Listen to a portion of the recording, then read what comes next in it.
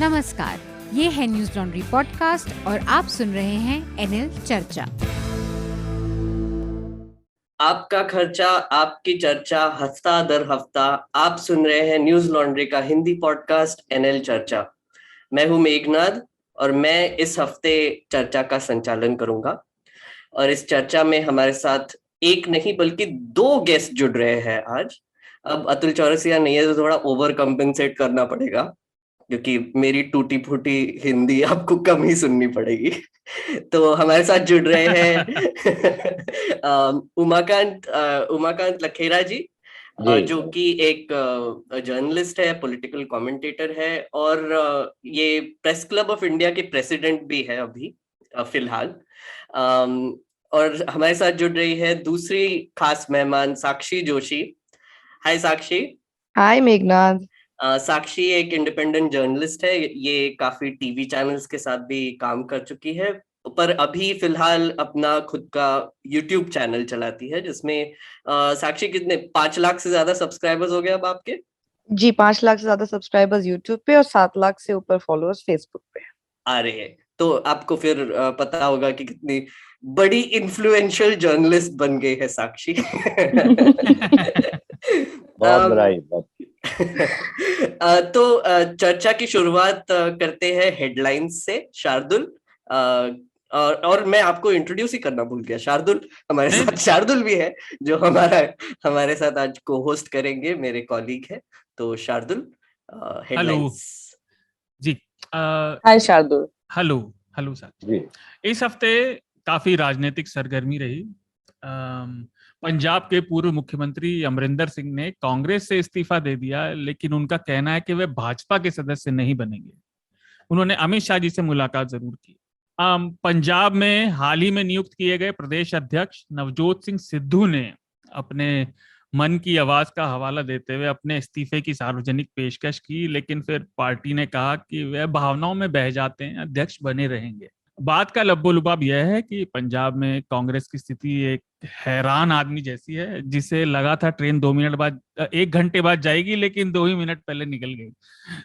तो वहां क्या हो रहा है वो खुद उन्हें भी नहीं पता। जेएनयू के पूर्व छात्र नेता और सीपीआई के पूर्व सदस्य कन्हैया कुमार कांग्रेस में शामिल हो गए और गुजरात के युवा दलित लीडर जिग्नेश मेवानी ने भी कांग्रेस का समर्थन किया, हालांकि वह अभी आधिकारिक रूप से सदस्य नहीं बने हैं। वो टेक्निकल रीजंस की वजह से ना, मतलब अगर वो अपना पार्टी छोड़ के कांग्रेस ज्वाइन करेंगे तो उनकी सीट चली जाएगी, इसीलिए उन्होंने अभी तक ज्वाइन नहीं किया ऑफिशियली। अभी नहीं किया है, लेकिन कर भी लिया तो चल रहा है काम। कांग्रेस की तो बात हम करेंगे ही।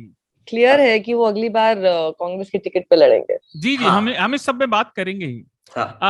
एक और कांग्रेस से जुड़ी हेडलाइन, कपिल सिब्बल ने एक प्रेस कॉन्फ्रेंस की जिसमें उन्होंने कहा कि ये समझ नहीं आ रहा कि पार्टी में निर्णय कौन और किस बिना पर ले रहा है। उन्होंने कांग्रेस के नेतृत्व को लेकर बनी अनिश्चितता और गांधी परिवार के कायम प्रभुत्व और नदारद जवाबदेही की तरफ इशारा किया था।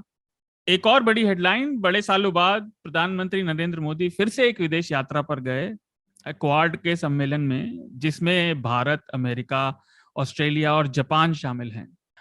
ये हिंद और प्रशांत महासागर क्षेत्र में नए सामंजस्य बिठाने की पहल है, अभी ये शेप ले रही है। एक बात खास है, मैं पहले ही बता दूं, ये मिलिट्री अलायंस नहीं है, ये जनतांत्रिक देशों का एक नया उभरता हुआ समीकरण है और ये देखना पड़ेगा क्या स्वरूप लेता है।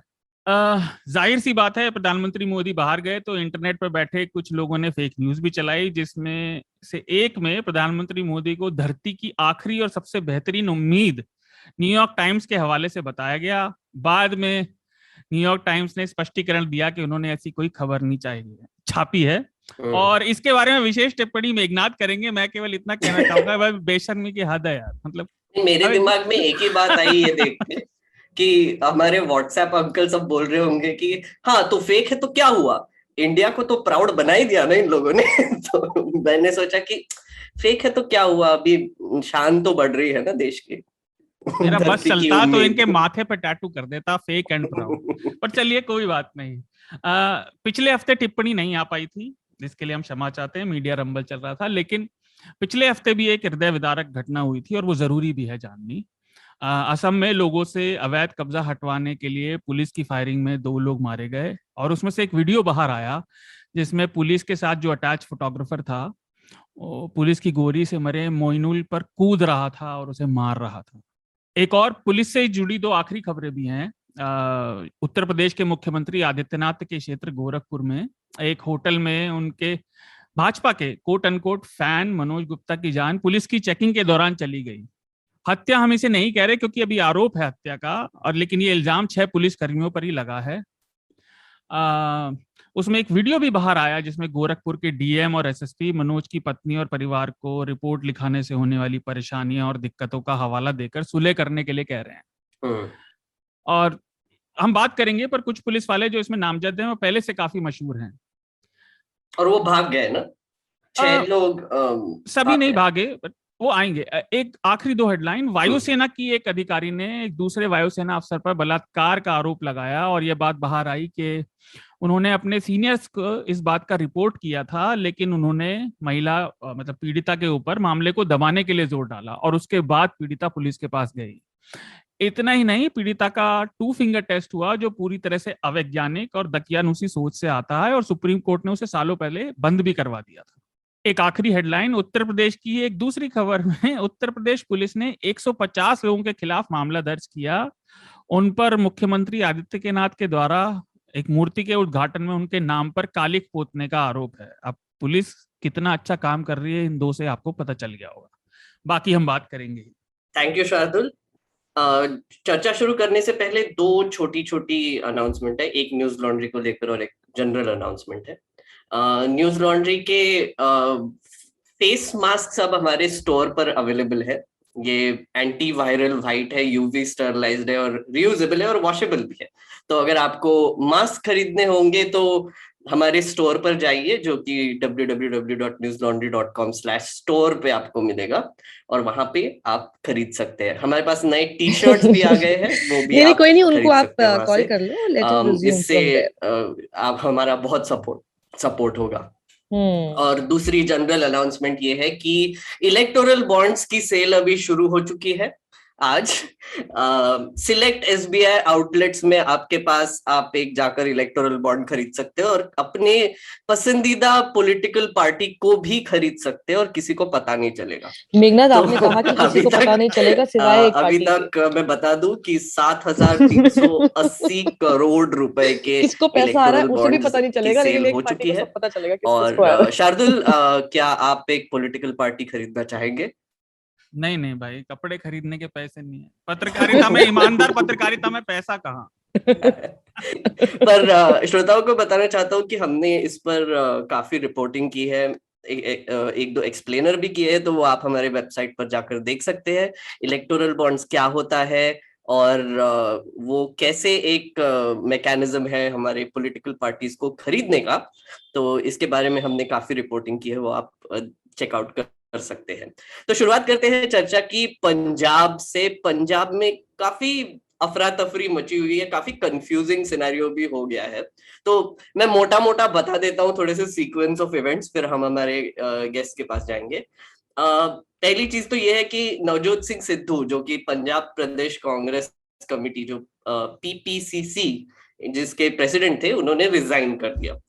रिजाइन क्यों किया? क्योंकि चरणजीत सिंह चन्नी, जो कि एक नए चीफ मिनिस्टर अपॉइंट किए गए हैं, उन्होंने कुछ अपॉइंटमेंट्स किए मिनिस्टर्स के और पोस्टिंग्स के जो उनको अच्छे नहीं लगे और उसकी वजह से उन्होंने बवाल खड़ा कर दिया।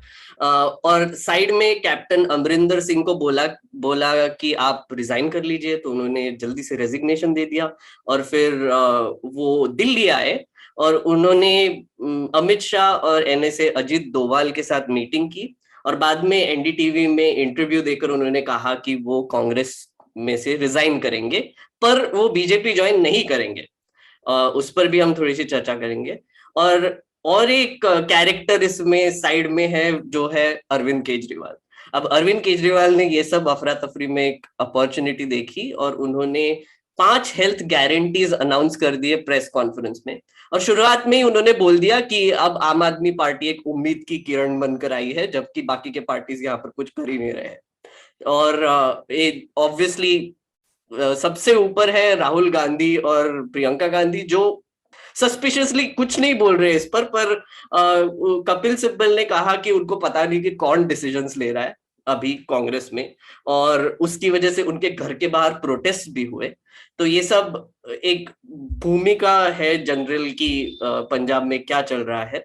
तो मैं पहले उमाकांत जी के पास जाना चाहूंगा। उमाकांत जी, आप कैसे देख रहे हैं पूरे क्राइसिस को? और एक स्पेसिफिक क्वेश्चन, चरणजीत सिंह चन्नी जो कि इसमें एक बीच में एक कैरेक्टर है जो अभी नए चीफ मिनिस्टर है, उनका आगे जाके इलेक्शन में कितना इन्फ्लुएंस रहेगा? देखिए, पंजाब का जो कांग्रेस क्राइसिस है, वो जो संकट खड़ा हुआ है, उसके लिए मैं तो पूरी तरह जो कांग्रेस पार्टी का जो आला कमान है उसको जिम्मेदार मानता हूं। इससे एक चीज बहुत स्पष्ट हो रही है कि कांग्रेस आला कमान का राज्यों में, पंजाब जैसे जो राज्य है जो बहुत महत्वपूर्ण है उत्तर भारत का, और जहां कांग्रेस पार्टी पिछले 5 साल से बहुत मजबूती से वहां सरकार चला रही थी, और 4.5 साल कैप्टन अमरिंदर सिंह ने वहां सरकार चलाई। हालांकि पार्टी के भीतर बहुत विद्रोह था उनके खिलाफ, और पार्टी उनको लेकर के ये मान रही थी, पार्टी का एक बड़ा तबका ये मान रहा था कि उन्होंने जो वादे, कांग्रेस उनकी लीडरशिप में जब पावर में आई कांग्रेस पार्टी पंजाब में 2017 में, तो बहुत सारे वादे किए गए हैं, जिसमें ये भी था कि जो पूर्ववर्ती अकाली दल सरकार थी उसके खिलाफ भी कई मुकदमे थे, जिसे ड्रग्स कंट्रोल करना, कई तरह के घोटाले घपले थे, रेत बजरी माफिया जो पंजाब में बहुत एक्टिव था, शराब कारोबार, ड्रग कारोबार, इससे जुड़े हुए तमाम तरह के जो विवाद थे, उन विवादों पर जो है हमेशा ये लगता रहा कि कहीं ना कहीं बहुत बवाल कैप्टन अमरिंदर सिंह के खिलाफ पनप रहा है, और ये बीच में ऐसा लगा कि ये सर सुलझ जाएगा और पूरे कार्यकाल तक कैप्टन अमरिंदर सिंह के नेतृत्व में चुनाव लड़ा जाएगा। और ये एक कहा गया कि भाई हमें नई लीडरशिप कैप्टन अमरिंदर सिंह का विकल्प पंजाब में खड़ा करना चाहिए, क्योंकि जो सत्ता विरोधी जो रुझान है, मुझे लग रहा है कि ये भारतीय जनता पार्टी वालों से कांग्रेस ने सीखा है कि अगर सत्ता विरोधी रुझान किसी मुख्यमंत्री के खिलाफ है तो उसको फौरन चलता कर दो और उसके लिए कोई और लीडर बना दो, ताकि उसके चेहरे पर चुनाव ना लड़ा जाए। क्योंकि पंजाब में आम धारणा थी कि देखिए 5 साल बाद भी नई सरकार जो बनेगी उसका चेहरा भी आप कैप्टन अमरिंदर सिंह को बनाएंगे तो बहुत सारे लोग पार्टी का साथ छोड़ देंगे, वोटर भी पार्टी का साथ छोड़ देंगे, क्योंकि लोग कैप्टन अमरिंदर सिंह का जो काम करने की जो स्टाइल है, विधायक नाराज है, उनके काम नहीं हो रहे हैं। तो इस तरह का जो संकट पैदा हुआ, और उसकी वजह से इन्होंने एक झगड़ा तब शुरू हुआ जब नवजोत सिंह सिद्धू को प्रदेश कांग्रेस कमेटी का प्रधान कहते हैं पंजाब में प्रधान बना दिया गया। और उसके बाद जबकि एक दूसरे के एकदम धुर विरोधी, जिसको हिंदी में बोलते हैं धुर विरोधी, दोनों एक दूसरे के थे। और पंजाब में जब से कांग्रेस पार्टी में शामिल हुए नवजोत सिंह सिद्धू, तो कभी भी वो कैप्टन अमरिंदर सिंह और उनके संबंध बहुत अच्छे नहीं रहे, क्योंकि कैप्टन अमरिंदर सिंह को लगता था कि ये मेरा कंपटीटर है, मेरी पूरी राजनीति को ये खत्म कर देगा बुढ़ापे में। तो अब हालत ये है कि एक घालमेल हुआ, किसको बनाया जाए, किसको मुख्यमंत्री बनाया जाए। तो निश्चित रूप से जो नवजोत सिंह सिद्धू थे उनकी पसंद का भी ध्यान रखना था। वो तो खुद ही बनना चाहते थे कि भैया अगर उनको बना दिया जाए, लेकिन कांग्रेस आला कमान को पता है कि भाई अगर एकदम नवजोत सिद्धू को एकदम डायरेक्टली कमान सौंप दी जाएगी, रिप्लेस कर दिया जाएगा, तो इसका बड़ा बवाल हो जाएगा। कैप्टन अमरिंदर सिंह इसको सहन नहीं करेंगे और वो बगावत पहले ही कर देंगे। तो उनकी बगावत को रोकने के लिए एक बीच का रास्ता निकाला गया, और ना तो नवजोत सिद्धू की मर्जी का कोई मुख्यमंत्री बनाया गया, ना कैप्टन अमरिंदर सिंह को हटा करके और चरणजीत सिंह चन्नी को मुख्यमंत्री बना दिया गया, क्योंकि तो दलित चेहरा थे। दूसरे ये है कि वो नवजोत सिंह सिद्धू की पसंद थे। तीसरा ये है कि अगर उनको पसंद नहीं करते तो बाकी दो जो जट सिख 2 नेता थे, 3 नेता जो उभर रहे थे, उनको नवजोत सिंह सिद्धू नहीं चाहते थे।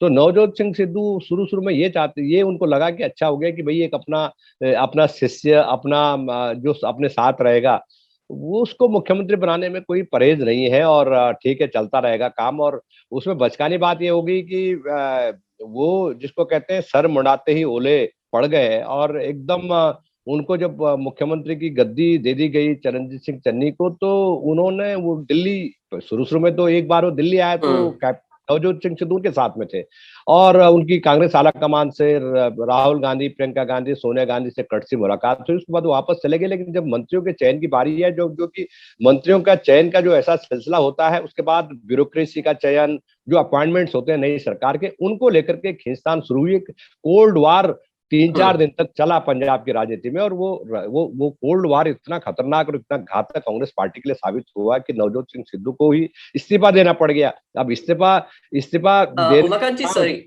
एक छोटा सा इंटरप्शन करूंगा मैं श्रोताओं के लिए। थोड़े से इसमें डिटेल्स भी जोड़ना चाहूंगा।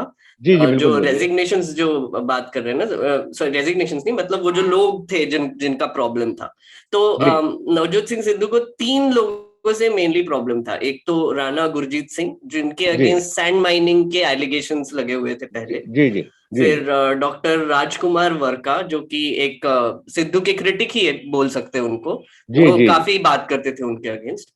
और सुखजिंदर सिंह रंधावा, जो कि अभी उनको होम पोर्टफोलियो मिल गया है, तो वो उनका आई थिंक नाम भी सर्कुलेट हो रहा था ना चीफ मिनिस्टर के लिए। जी, रंधावा जी का नाम सर्कुलेट हो रहा था, और वो जो पावरफुल सिख लीडर है पंजाब के जेट पॉलिटिक्स के, और उनके रिलेशन कैप्टन अमरिंदर सिंह के भी हटाने में वो भी शामिल थे। ऐसा नहीं था कि वो शामिल नहीं थे, लेकिन एक कंप्रोमाइजिंग ये कहा गया है कि भाई अगर मुख्यमंत्री की नहीं चलेगी। हुआ क्या कि चरणजीत सिंह चन्नी जब दिल्ली आए और कांग्रेस पंजाब में 4-5-6 दिन से ये चर्चा चल रही थी कि कैप्टन अमरिंदर सिंह तो बड़ा नवजोत सिद्धू का बड़ा खास आदमी है, और जैसे ही नवजोत सिद्धू पर का उनके पीछे बरद हस्त है उन पर, और जो बॉडी लैंग्वेज बता रहे थे चरणजीत सिंह चन्नी की कि वो नवजोत सिद्धू उनके कंधे पर हाथ रख रहे हैं, और ये सारी फोटो छप रही थी अखबारों में। और निश्चित रूप से कांग्रेस आला कमान के लोग भी नई जो दुल्हन आती है तो उसको देखते हैं ना कि वो दुल्हन क्या कर रही है, क्या नहीं कर रही है, किस तरह से उसके आगे पीछे कौन लोग घूम रहे हैं, किस तरह से बर्ताव उनके साथ हो रहा है। तो ऐसा संदेश दिया है कि नवजोत सिंह सिद्धू जो है वो चेला टाइप का, एक शिष्य टाइप का उनको रखना चाहते हैं। तो कांग्रेस आलाकमान ने, मेरी जो सूचना है वो ये है कि कांग्रेस आलाकमान ने चरणजीत सिंह चन्नी को चुपचाप बताया कि भैया ऐसा है, आपको चुनाव लड़ना है, आपकी लीडरशिप में चुनाव लड़ना है, आप मुख्यमंत्री, आपको पार्टी ने बनाया है, तो आपको थोड़ा एसेट अपनी तरफ से करना चाहिए, और आपको दिखाना चाहिए कि आप किसी के पिछलग्गू नहीं है, आपको इंडिपेंडेंटली काम करना चाहिए। क्योंकि ये जो काम था, ये कांग्रेस आलाकमान ने थोड़ा बैलेंसिंग एक्ट की ट्रेनिंग दी कांग्रेसी स्टाइल में। मैं ये एक्चुअली साक्षी को भी इधर लाना चाहूंगा। साक्षी, ये जो आला कमान की बात हो रही है कि एक तो कपिल सिब्बल के बयान के बाद एसेंशियली उनके घर के सामने प्रोटेस्ट भी हुआ। कपिल सिब्बल ने कहा कि पता नहीं है कि पार्टी में डिसीजंस कौन ले रहा है, राइट? और आई थिंक कांग्रेस का अभी तक प्रेसिडेंट चुना ही नहीं है कोई। तो इसके बारे में आपका क्या कहना है कि कांग्रेस की जो लीडरशिप है वो एग्जैक्टली आपके हिसाब से कंफ्यूज दिख रही है, या फिर मतलब जैसे उमाकांत जी ने कहा बीजेपी की स्ट्रैटेजी यूज करके पॉलिटिक्स करने की कोशिश करिए, आप इसको कैसे देखते हैं? मैं इसको थोड़ा सा इंडिविजुअली देखना चाहूंगी, not by what the media और या फिर ये जितना भी है बीजेपी उसको प्रोजेक्ट करने की कोशिश करता है। ये बात सही है कि उनके पास कोई प्रेसिडेंट नहीं है, लेकिन इंटरिम प्रेसिडेंट जरूर है। कपिल सिब्बल उस पार्टी के बहुत सीनियर लीडर हैं, उनको बल्कि और ज्यादा रिस्पेक्ट उस चीज की करनी चाहिए। और वो ऐसे लीडर हैं जिनको जब सरकार थी तो मंत्री थे, तब तो नहीं उन्होंने इस तरह के वॉइसेस अपने सामने रखे, तब तो नहीं वो ट्वीट करके कुछ बोल देते थे, तब तो नहीं वो प्रेस कॉन्फ्रेंस करके कुछ भी बोल देते थे। जब तक अपोजिशन में पार्टी कोशिश कर सकती थी, उन्होंने राज्यसभा भी भेज दिया, तब भी उन्होंने कुछ नहीं कहा। अब दिक्कत ये है कि ये जो डेमोक्रेटिक वैल्यूज और ये तो डेमोक्रेसी है, हम लोग कुछ भी बोल सकते हैं, इसका जो ये नाप तोल कर इस्तेमाल किया जा रहा है सीनियर लीडर्स द्वारा, ये किसी का कोई फायदा नहीं कर रहे हैं। फायदा कर रहे हैं तो अपने ओपोनेंट का, कांग्रेस का ये नुकसान ही कर रहे हैं। अगर इनको लग रहा है कि जी हम लोग बहुत कंसर्न्ड आप तब होंगे पार्टी के लिए। बिल्कुल डेमोक्रेसी बहुत जरूरी है किसी भी संस्थान में, किसी भी संगठन में, लेकिन दिक्कत क्या है ना, देखिए बीजेपी और कांग्रेस में बहुत बेसिक डिफरेंस है डिसिप्लिन और इनडिसिप्लिन का। और डिसिप्लिन में ये नहीं कह रही कि जी सब लोग बहुत ज्यादा उद्दंड हैं या फिर कुछ है। बात यह है कि डेमोक्रेसी के नाम पे कांग्रेस के जितने भी लीडर्स हैं, वो उनको लगता है कि उनकी डेमोक्रेसी का मतलब ये हुआ कि वो कहीं पर भी कुछ भी उलझुल बोल सकते हैं, कहीं पर कुछ भी लिख सकते हैं, मीडिया से जब चाहे वो कुछ भी बयानबाजी कर सकते हैं। आप कभी बीजेपी के कोई भी लीडर्स के बारे में बता दीजिए किसी ने इस तरह की बयानबाजी की। जबकि पंजाब में जो फैसला हुआ है वो कांग्रेस का बहुत बड़ा फैसला है। अब आप उसको कंपेयर करके देख लीजिए, क्या नरेंद्र मोदी की हिम्मत है इस वक्त आदित्यनाथ को यूपी से हटाने की, जबकि उनके खुद के लीडर्स, खुद के एमएलए ने अपनी कंसर्न्स वॉइस की हैं, वो खुश नहीं हैं। योगी आदित्यनाथ और नरेंद्र मोदी के बीच में क्या चल रहा है, लेकिन पॉलिटिकली अगर देखा जाए नरेंद्र मोदी नहीं कर सकते काम। और आपने देखा है कि योगी आदित्यनाथ ने जब उन्होंने अपना आदमी भेजा, नरेंद्र मोदी का ने अपना आदमी भेजा, तो उन्होंने क्या किया योगी आदित्यनाथ ने उनके साथ? कोशिश ये चल रही थी कि शायद एक छोटा सा इंटरप्शन करना चाहूंगा यहाँ पे। आपने कहा कि एसेंशियली उनके ओपोनेंट्स को ही फायदा हो रहा है, पर एक आई थिंक ये जो बेसिक डिफरेंस है कांग्रेस और बीजेपी का, ये आई थिंक इम्पोर्टेंट भी है। जैसे मुझे लगता है कि एक पॉलिटिकल पार्टी में डिसेंट भी होना चाहिए, इंटरनल डिसेंट होना चाहिए। नहीं, डिसेंट होना चाहिए मेघनाथ। मैंने वही कहा शुरुआत में, मैंने कहा था डेमोक्रेसी होनी चाहिए और डिसेंट से मुझे प्रॉब्लम नहीं है। डिसेंट के तरीके क्या होते हैं मेघनाथ? आप भी आप एक संस्थान में काम कर रहे हैं, मैं तो पॉलिटिकल पार्टी की बात ही नहीं कर रही, आप एक संस्थान में काम कर रहे हैं। अगर आप किसी भी संस्थान में काम करते हैं, उसके कुछ तो रूल्स एंड रेगुलेशंस, पॉलिसीज होती है विच यू फॉलो। कितने बजे आपको आना है, कितने बजे आपको क्या काम करना है, क्या आप बाहर बोल सकते हैं? आप अंदर अपनी इंटरनल मीटिंग में जरूर बहुत सी बातें रखेंगे कि हमको अपने आप को कैसे ग्रो करना चाहिए, इन सारे इश्यूज को हमको कैसे एड्रेस करना चाहिए। बहुत इश्यूज होंगे मेघनाथ। मतलब आपके हिसाब से ये ऐसे ही हो गया कि जैसे फॉर इंस्टेंस मुझे कोई न्यूज लॉन्ड्री के किसी से प्रॉब्लम है तो मैं जाके उसके बारे में ट्वीट कर दूंगा, तो एग्जैक्टली अब मुझे वो आदमी से बात करना चाहिए, इंटरनली सीईओ से या फिर मैनेजमेंट से बात करना चाहिए। कंसर्न तभी दिखेगा मेघनाथ अगर आपको अपने संगठन से प्यार है। प्रॉब्लम मैं जो बता रही थी आपको डिफरेंस कांग्रेस और बीजेपी के अंदर, प्रॉब्लम यह है कि बीजेपी के ज्यादातर जो लीडर्स हैं, भले ही बंगाल में उन लोगों के साथ उल्टा ही हो रहा है, जो भी हो रहा है, लेकिन वैसे उनको जहां पर भी देख लिया जाए, जितने उनके लीडर्स हैं, चाहे वो कितना भी मतलब खुंदक में आ जाते हो, उनको कुछ नहीं मिल रहा, महत्वाकांक्षा उनकी भी है, लेकिन संगठन उनके लिए ज्यादा बड़ा होता है। अब यार लिसनर्स को मैं बताना चाहता हूँ, संगठन बोला, देश नहीं बोला, इसलिए बहुत ज्यादा उछले ना, संगठन की बात कर रही हूँ। कांग्रेस के साथ प्रॉब्लम ये है, हाँ कभी पता चला संगठन को सीधे देश के साथ जोड़ देंगे। कांग्रेस के साथ प्रॉब्लम ये है कि कांग्रेस में जितने लीडर्स हैं, उनकी महत्वाकांक्षाएं सबसे ज्यादा बड़ी, उनके लिए संगठन उतना इंपॉर्टेंट नहीं दिखता है उनके एक्शंस में। उसका सबसे बड़ा कारण ये दिखाई देता है, जब तक आप पार्टी में, जब तक आप सरकार में थे, सत्ता में थे, तब तक तो आपको सोनिया गांधी, राहुल गांधी सब कुछ बहुत अच्छा लग रहा था, तब तक आपकी हिम्मत नहीं थी उनके खिलाफ कुछ बोलने की, तब तक आप प्रेस कॉन्फ्रेंस करके नहीं बोल रहे थे कि जी CWC किया जाए। तब आप कैसे उनसे एड्रेस कर रहे थे? आप उनके पास मिलने जाते थे, आप उनसे बात करते थे। आज जब आपको लग रहा है कि आपके पास कुछ नहीं है, लेकिन आपकी सत्ता भी रहनी चाहिए, क्योंकि आपको साइडलाइन कर दिया गया है। क्यों? बीजेपी में क्या साइडलाइन नहीं किया है सारे सीनियर लीडर्स को? उन लोगों का भी तो मार्गदर्शक मंडल बन रहा है। अब अमरिंदर सिंह वहां जाके करके रहे हैं, क्या उनको अपनी उम्र याद नहीं रह रही है? वो क्या कर रहे हैं? मतलब वो जाकर मिल रहे हैं। अब आप देखिए, जब से उन्होंने छोड़ा अमरिंदर सिंह ने, शुरुआत में मुझे भी लगा कि उनका ह्यूमिलिएशन वाला पोर्शन सही था, जो उन्होंने कहा कि एक सीनियर लीडर का ह्यूमिलिएशन किया है, वो बिल्कुल सही बात है। वो बात उनको अपने इंटरनली एड्रेस करनी चाहिए, ये नहीं कि रिपब्लिक को जाके इंटरव्यू देना चाहिए। जगह जगह वो घूम रहे हैं, तो आपने अपनी सीनियोरिटी कैसे दिखाई? आप अपने एक्शन से अपनी सीनियोरिटी नहीं दिखा रहे हैं। नवजोत सिंह सिद्धू अपनी सीनियोरिटी अपने एक्शन से नहीं दिखा रहे हैं। स्कूल का बच्चा कि भैया मेरी बात नहीं मानी तो फिर एकदम से पसर गया वहां पे, बिल्कुल उस टाइप से कर रहा है। एक्चुअली ये बहुत ही इंटरेस्टिंग एनालॉजी दी आपने।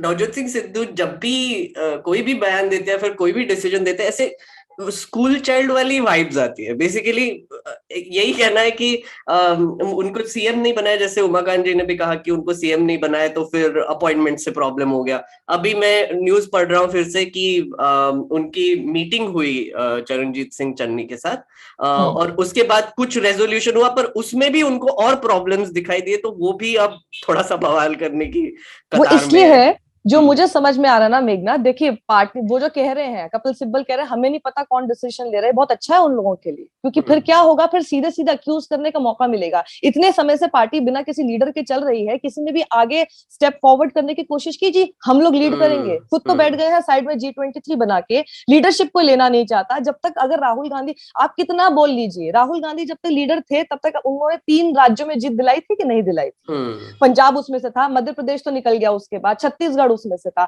उस बीच में कितने सारे गूफअप्स हुए जब से कोई लीडर नहीं है। अब कौन डिसीजन ले रहा है, आप जाके उनसे बात कीजिए। आप डिसीजन मेकिंग में क्यों नहीं है? आपने ऐसा क्या कर दिया इतने समय में, जब तक आपको कितना कुछ दिया गया?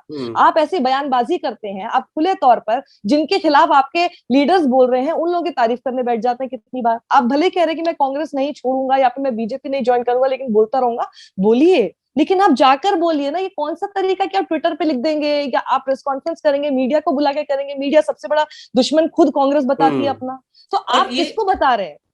बिल्कुल साक्षी, और मैं यहाँ पे शार्दुल को भी लाना चाहूंगा। शार्दुल, आप इस क्राइसिस को कैसे देखते हैं? और एक और स्पेसिफिक क्वेश्चन था, जो कि अभी इलेक्शंस आने वाले हैं, स्टेट के इलेक्शंस, मतलब पंजाब की नहीं पर काफी इलेक्शंस आने वाले हैं, और अभी तो हमको पंजाब में अफरा तफरी दिख रही है, पर उत्तर प्रदेश में भी हो सकता है, काफी जगह पे हो सकता है, क्योंकि नेशनल लीडरशिप में एक थोड़ी सी प्रॉब्लम दिखाई दे रही है हमको। तो आप कैसे देखते हैं कि मतलब आई थिंक मेरे हिसाब से तो कांग्रेस थोड़ा सा पैनिक सिचुएशन में ही लग रहा है कि आगे जाके इलेक्शंस में, जो भी इलेक्शंस आ रहे हैं उसमें उनका कितना ही वैल्यू है और कितनी ही सीट्स मिलेंगे उनको। तो आप कैसे देखते हैं इसको? देखिए मेघनाथ, इसकी कई चीजें हैं और एक दो बातों पे मैं साक्षी से डिफर करता हूँ। पहली बात तो इसके बेस में यह है, देखिए जो सब हो रहा है, नेता केवल और केवल अपना नफा नुकसान देखते हैं। उन बहुत ही कम होते हैं जो आइडियोलॉजी और इस सब से चलते हैं, और वो अधिकतर असफल नेता रहते हैं। भाजपा में स्वराज इसलिए नहीं उठ रहे क्योंकि ये सब बेइज्जती झेलने का परिणाम है, सत्ता में उन्हें भागीदारी मिल रही है। कांग्रेस के साथ ऐसा नहीं है। कांग्रेस एक स्टैंडर्ड पार्टी भी नहीं है। कांग्रेस एक अलग अलग निहित स्वार्थों को संभालने वाली पार्टी है, और इसलिए चुनाव में नुकसान देखते हुए भी लोग अपने हितों की रक्षा कर रहे हैं, क्योंकि वैसे तो उन्हें कुछ होता हुआ दिख नहीं रहा।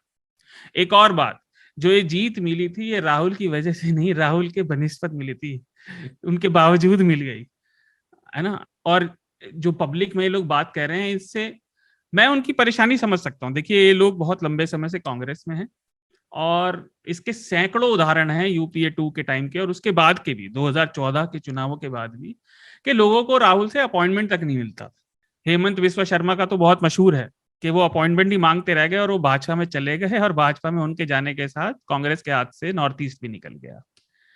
है क्या कि चन्नी ने अपने राजनीतिक अनुभव से, मैं पंजाब की बात कर रहा हूं, चन्नी ने अपने राजनीतिक अनुभव से दिखा दिया कि सिद्धू की चुनावी राजनीति में जगह क्या है ना। अच्छा, पंजाब में दलित जनसंख्या 32% से ज्यादा है। आई थिंक सबसे ज्यादा परसेंटेज वाइज दलित हैं वहां पर।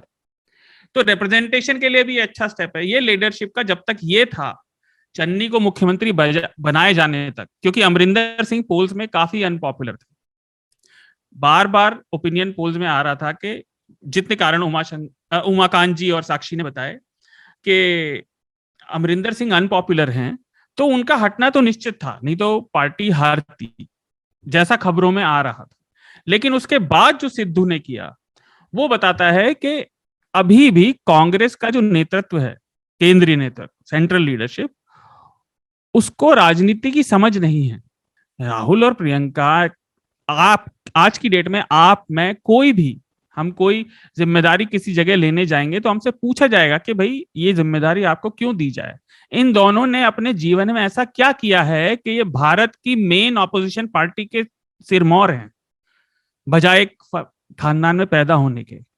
तो ये चीजें बहुत ज्यादा नुआंस हैं। अच्छा, एक चीज और, अमरिंदर, ये भी खबर आ रही है कि अमरिंदर नई पार्टी बना सकते हैं।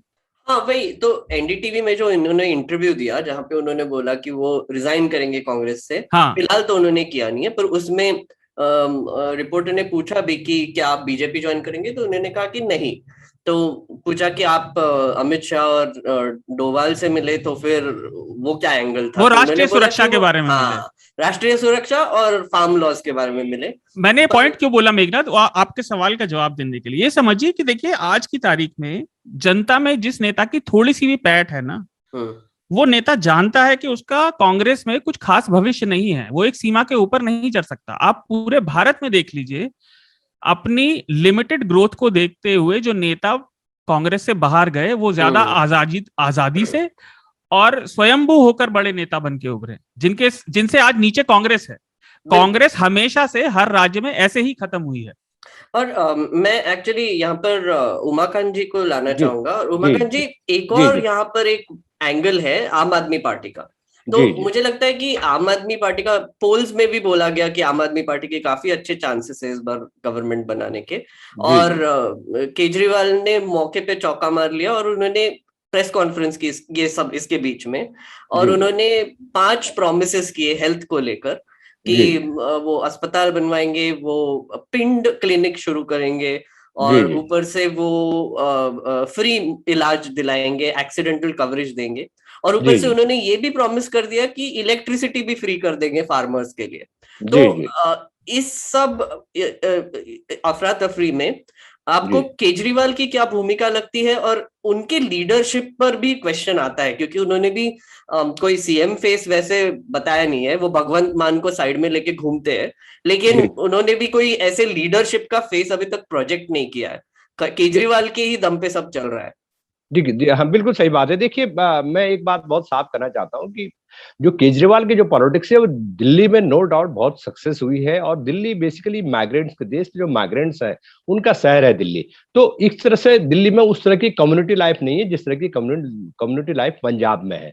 और पंजाब में देखिए, जो देहात है, जो फार्मिंग कम्युनिटी है, तो उसकी मतलब पंजाब जो है अर्बन अर्बन शहर नहीं है दिल्ली की तरह। वहाँ कई तरह की कॉम्प्लिकेटेड प्रॉब्लम्स है। वहाँ ड्रग्स की एक बहुत बड़ी समस्या है। वहाँ ये जो माफिया है, ये बहुत ड्रग, ये जो रेत बजरी माफिया, वो बहुत बड़ी समस्या है वहाँ। और दूसरी बात है कि जो एक सेंटिमेंट्स है, जो जो पंजाबियत जिसको कहते हैं, सिख सेंटिमेंट्स, पंजाबियत, ये जो पॉलिटिक्स है उसको हैंडल करने के लिए अभी मुझे लग रहा है कि काफी इंतजार करना पड़ेगा। इसलिए कि अरविंद केजरीवाल ने बहुत सक्सेसफुल अटेम्प्ट किया पिछली 2017 के विधानसभा चुनाव में भी, और उनके काफी एमएलए, वो मेन अपोजिशन पार्टी, हमें नहीं भूलना चाहिए कि मेन अपोजिशन पार्टी इस समय पंजाब में आम आदमी पार्टी है। लेकिन जो जनरल परसेप्शन है कि अभी जो प्रोजेक्शंस, क्योंकि जो अरविंद केजरीवाल है वो खुद सिख नहीं है, और वहां पर उन्होंने पिछला जो जो एक्सपेरिमेंट किया 2016 15 में 17 में, तो वो एक्सपेरिमेंट उनका सफल नहीं हो पाया। वो जीत के बहुत दूर रह गए, और वो बहुत ज्यादा एक किस्म से कांग्रेस की मदद हो गई उनकी वजह से। तो ऐसा लगता है कि पंजाब में अभी इतना जल्दबाजी होगा कुछ भी कहना, क्योंकि वहां एक फार्मर्स मूवमेंट चल रहा है। अभी आम आदमी पार्टी खुल करके किसानों के मूवमेंट के साथ नहीं है, और आम आदमी पार्टी के साथ के बारे में एक परसेप्शन, जनरल परसेप्शन है आम आदमी पार्टी की, क्योंकि उनके कई नेताओं को मैं निजी तौर पर जानता हूं, लेकिन इसके बावजूद जनरल परसेप्शन है कि ये कहीं ना कहीं इनका love and hate relationship BJP के साथ बना रहता है। कभी कभी ये बीजेपी के साथ खड़े हो जाते हैं, कभी बीजेपी के खिलाफ खड़े हो जाते हैं। ये उन राज्यों में जाते हैं जहां बीजेपी कमजोर है, वहां उन राज्यों में लड़ाई लड़ने जाते हैं ताकि बीजेपी को बहुत ज्यादा नुकसान नहीं हो। 2017 में ये उत्तर प्रदेश में नहीं गए, ये उत्तराखंड में 2017 में नहीं गए। तो इस तरह का एक, और इसके उसकी बैकग्राउंड पृष्ठभूमि में ये कहा जाता है कि ये जब आम आदमी पार्टी का जो जन्म हुआ और 2000 जो एंटी करप्शन का मूवमेंट दिल्ली में हुआ अन्ना हजारे के आंदोलन में, तो उसको पूरी तरह आरएसएस की बैकिंग थी उसको। तो तब से लेकर के एक परसेप्शन जो है आम आदमी पार्टी के बारे में इस तरह से बना हुआ है। और उन्होंने राज्यसभा में भी जो 2 लोगों को लेके आए, तो उनके बारे में भी बहुत अच्छी धारणा नहीं है। उन्होंने जो प्रशांत भूषण और तमाम तरह के जो योगेंद्र यादव वगैरह जो जमीनी नेता थे, वो सब छोड़ के चले गए उनको। तो ऐसा लगता है कि ये 2 लोग, जैसे बीजेपी में 2 लोग 1 लोग फैसला करते हैं, ऐसी आम आदमी पार्टी भी एक किस्म से अपने एक कोटरी के भीतर काम करती है, और वो कुछ ऐसे नारे उछाल लेती है जैसे बिजली फ्री होगा, पानी फ्री होगा। तो ये जो फ्री पॉलिटिक्स है, इसको भी बहुत ज्यादा लोग स्वीकार नहीं करते हैं। दिल्ली में तो लोगों ने स्वीकार कर लिया, कोई जरूरी नहीं कि इसको यूपी में लोग स्वीकार करें, क्योंकि वहां की समस्या अलग है। उत्तराखंड में भी ये जा रहे हैं, उत्तराखंड में भी ये फ्री बिजली की बातें फ्री बिजली की बातें कर रहे हैं। अब इंटरेस्टिंग बात क्या है उत्तराखंड में कि वहां एसी तो चलते नहीं है ज्यादातर गाँव में, तो लोगों का बिल जो है 100, 150, 200 रुपए आता है। मेरा गाँव भी उत्तराखंड में है, वहां मेरा बिजली का बिल 180 रुपए महीने आता है। तो मुझे 180 रुपए देने में छूट दे करके तो मैं आम आदमी पार्टी का सपोर्टर तो नहीं हो जाऊंगा ना। वहां पलायन है, वहां की समस्याएं अलग अलग हैं, प्रत्येक स्टेट की समस्याएं अलग अलग हैं। तो ये कहना कि केवल एक कुछ जुमले उठाने से कोई आपको सपोर्ट कर देगा, बिल्कुल नहीं करेगा। आपको और भी चीजें देखनी पड़ेंगी, एजुकेशन, महिलाओं का जीवन स्तर, लॉ एंड ऑर्डर, आपकी गवर्नेंस। दिल्ली में तो आपके पास कुछ है ही नहीं। दिल्ली में तो आपके पास कुछ है ही नहीं, आपके पास ना लैंड है, ना पुलिस है, कुछ है ही नहीं आपके पास। तो दिल्ली में तो आम आदमी पार्टी की जो सरकार है वो किस्म से एक म्युनिसिपल गवर्नमेंट है। वो ये बहुत इंटरेस्टिंग पॉइंट था आपका उमाकांत जी, कि बेसिकली दिल्ली का जो पॉलिटिकल टेम्पलेट है, जो भी मैनिफेस्टो उन्होंने दिल्ली में लिया, वो आप वैसे के वैसे छाप के दूसरे स्टेट्स में नहीं लेके जा सकते। एसेंशियली वहां के प्रॉब्लम्स अलग होंगे। और आपने बिल्कुल सही कहा, पंजाब एक बॉर्डर शेयर करती है पाकिस्तान के साथ, तो और उनके पास अब पुलिस भी आएगी, तो फिर वो एक बहुत ही अलग किस्म का एडमिनिस्ट्रेटिव चैलेंज भी हो जाएगा उनके लिए। बिल्कुल। शार्दुल, सॉरी साक्षी और शार्दुल, दोनों से आपसे टिप्पणी चाहूंगा। एक तो आम आदमी पार्टी के बारे में, उनके भूमिका के बारे में, और दूसरी बात यह है कि कांग्रेस तो छोड़ ही दो, बीजेपी और फार्म लॉज को लेकर अगर आप कुछ टिप्पणी करना चाहे। पंजाब के इलेक्शन में फार्म लॉज कैसे, ये जो फार्म प्रोटेस्ट चल रहा है, उसका क्या इफेक्ट होगा और क्या फॉल आउट होगा उसका, पॉलिटिकल फॉल आउट? पंजाब में जैसे आप फार्म लॉज की बात कर रहे हैं, तो देखिए फार्म लॉज की वजह से ही अच्छी खासी कांग्रेस के पास एक, जिसे कहते हैं कि बना हुआ एक प्लेटफॉर्म था, क्योंकि सेंटर में उनकी सरकार नहीं थी और उन लोगों के लिए बहुत सी चीजें ऐसी थी कि वो अपने लिए सुनिश्चित कर सकते थे। लेकिन हम ये जिस तरह से देख रहे हैं कि उनकी इंटरनल फाइटिंग और जो सब कुछ भी चल रहा है उसकी वजह से ऐसा लग रहा है कि बोलते हैं ना कि मतलब कई लोग हैं जो कि कुल्हाड़ी पे अपना पैर मारते हैं, तो कांग्रेस ढूंढ ढूंढ के कुल्हाड़ी लेकर आती है और अपने पैर को उसके ऊपर जाके मार देती है। तो पंजाब में ये देखने को मिल रहा है मुझे, क्योंकि अभी आप ये देख लीजिए कि जितने भी फार्मर्स हैं, जैसे मैंने काफी फार्मर्स प्रोटेस्ट जहां जहां पर भी हुए हैं कवर किए हैं, जो मुझे समझ में आता है ना, अब वो थक गए। और जाहिर सी बात है 10 महीने हो गए हैं, 11वां महीना ये शुरू हो गया है, वो भी चाहते हैं कि अब ये इसका कुछ सोल्यूशन हो, और सोल्यूशन ऐसा जिसको कि वो थोड़ा सा अपनी जीत बता के सामने रख सके। अब आप उनको कितने समय तक बोलेंगे कि जी अभी देखिए यूपी में चुनाव है, पंजाब में चुनाव है, थोड़ा रुक जाए, थोड़ा रुक, लेकिन उसके बाद भी क्या होगा? पंजाब में किसकी सरकार आएगी तो आपके लिए क्या करेगी? अब एक तरफ पंजाब में अगर हम देखें, हमने अभी आम आदमी पार्टी की बात करी ली है तो उसको मैं ज्यादा टच नहीं करती, कांग्रेस और शिरोमणि अकाली दल। शिरोमणि अकाली दल आप ये देख लीजिए कि शिरोमणि अकाली दल के भी खिलाफ उनके पास इतना क्या है, क्योंकि शिरोमणि अकाली दल ने तो शुरुआत में उनके लिए भैया हरसिमरत कौर को रिजाइन करवा के दिखा दिया कि भैया हम आपके साथ भी हैं। तो उतना नेगेटिव परसेप्शन जिस पार्टी के खिलाफ वहां पर था, बहुत ज्यादा नेगेटिव, वो तो वहां पर है ही नहीं, जैसे कि बीजेपी। बाकी जितने लोग हैं सब लोगों ने पूरी पूरी कोशिश कर ली। कांग्रेस का अपना अच्छा खासा एक कंपटीशन आम आदमी पार्टी से हो गया है। अब जैसे अभी उमाकांत जी कह रहे थे, मैं थोड़ा सा उसमें डिफर करती हूँ, क्योंकि मैंने कई जगह पे सुना है कि ये जो इनकी आम आदमी पार्टी की फ्री बिजली वाली जो बात है, इसका इम्पैक्ट पड़ रहा है। इसका इम्पैक्ट मैं ये नहीं कह रही कि हो सकता है कि सरकार बनाने में इम्पैक्ट पड़ जाए, but people are thinking about it और लोग उसके बारे में बात करते हैं। और जहां पर ये बात हो रही है, जैसे कि अगर बोल रहे हैं कि जी जहां पर बीजेपी कमजोर है वहां जा रहा है, उत्तराखंड में तो बीजेपी कमजोर नहीं है, वहां तो कांग्रेस और बीजेपी के बीच में डायरेक्ट फाइट है, वहां पर भी ये लोग चले गए हैं। गुजरात में तो बीजेपी कमजोर नहीं है। 2017 की बात की थी।